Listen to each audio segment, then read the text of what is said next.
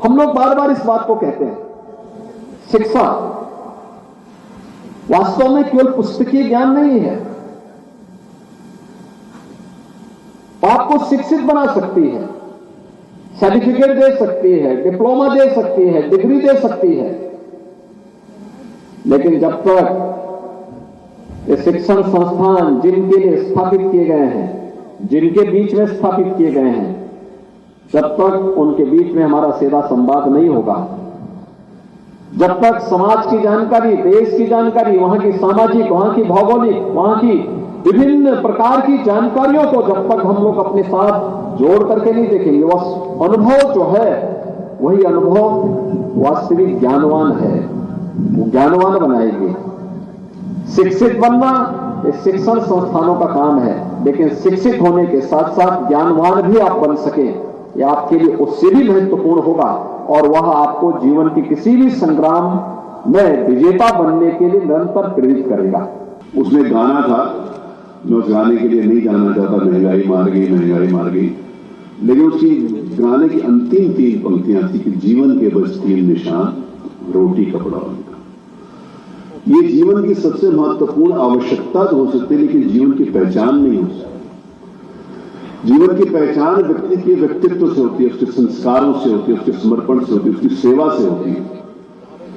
जीवन की पहचान उसके उस मेधा से होती है जिसके कारण देश और समाज को आगे बढ़ाने के लिए काम करता है।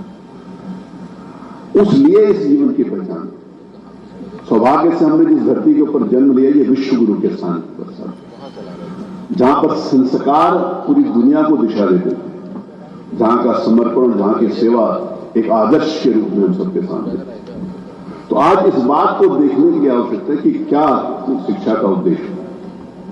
आज जिस समय मैं यहां पर इस कार्यक्रम में उपस्थित हूं, 91वां वर्ष, 1932 में इस शिक्षण संस्थान की स्थापना हुई, 91वां वर्ष, और लगभग 4 दर्जन से ज्यादा, लगभग 52 अभी आपने बताया कि उसके साथ 1-2 और जुड़े हैं, इतनी संस्थाओं का जिस समय काम करती है, जिस समय समाज की सेवा में संलग्न है और जिसमें हजारों बच्चे यहां पर उपस्थित हैं।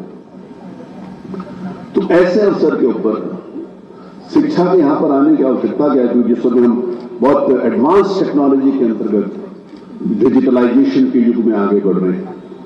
हम सबके हाथ में फोन है, सबके हाथ में लेटेस्ट डिवाइसेस हैं।